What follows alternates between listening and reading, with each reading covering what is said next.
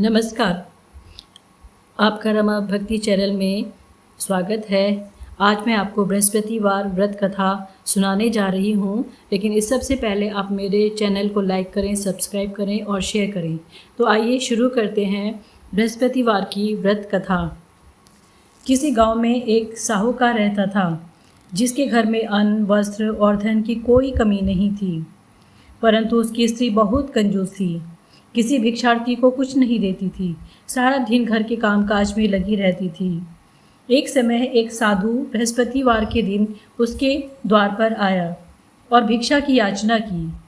इस स्त्री उस समय घर के काम के समय आंगन को लीप रही थी। इस कारण साधु महाराज से कहने लगी कि महाराज, इस समय तो मैं अपना घर लीप रही हूँ, आपको कुछ नहीं दे सकती, फिर किसी अवकाश के समय आना। साधु महाराज खाली हाथ चले गए। कुछ दिन पश्चात वही साधु महाराज आए और उसी तरह उन्होंने भिक्षा मांगी। साहूकार जी की पत्नी उस समय लड़के को खाना खिला रही थी।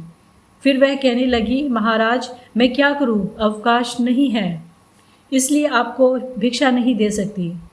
तीसरी बार फिर महात्मा आए, उन्होंने इसी तरह भिक्षा मांगी और परंतु उस साहूकार की पत्नी ने उन्हें टालना चाहा।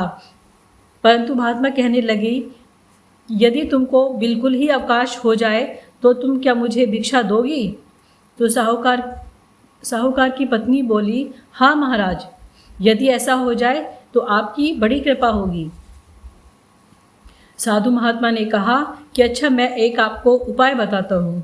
तुम बृहस्पतिवार को दिन चढ़ने पर उठना और सारे घर में झाड़ू लगाकर कूड़ा एक कोने में जमा करके रख देना और घर में चौका इत्यादि मत लगाना, और फिर स्नान आदि करके घर वालों से कह दो कि हजामत अवश्य बनवाए।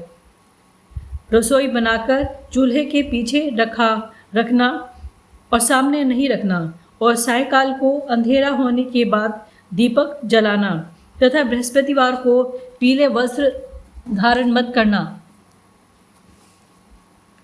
न पीले रंग की चीज़ों का भोजन ग्रहण करो। यदि तुम ऐसा कर सकोगी तो तुम्हारे घर का कोई काम नहीं करना पड़ेगा। साहूकार की पत्नी ने ऐसा ही किया। बृहस्पतिवार को दिन चढ़े उठी, झाड़ू लगाकर कूड़े को एक घर के कोने में जाकर इकट्ठा कर दिया और पुरुषों ने हजामत बनवाई। भोजन बनवाकर चूल्हे के पीछे रखा। वह सब बृहस्पतिवार को ऐसा करते रहे।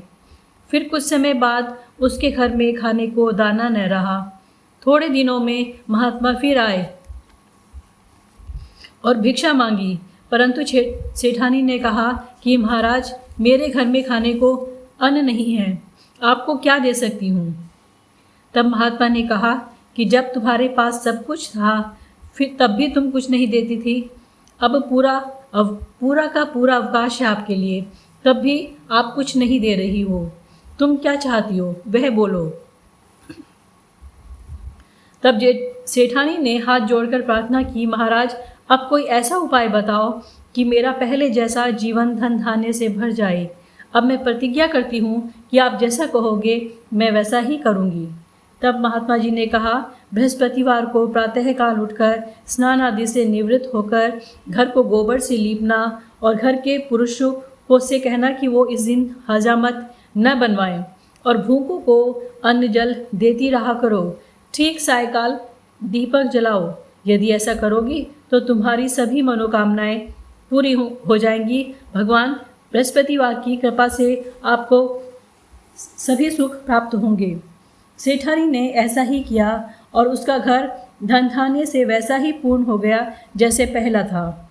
इस प्रकार भगवान बृहस्पतिवार की कृपा से अनेक प्रकार के सुख भोग कर सेठानी ने दीर्घ काल तक जीवन यापन किया। इस तरह से बृहस्पतिवार की व्रत कथा समाप्त हुई। आप बोलिए, भगवान विष्णु की जय, माता लक्ष्मी की जय। और आप मेरा चैनल लाइक और सब्सक्राइब करना न भूलें। धन्यवाद।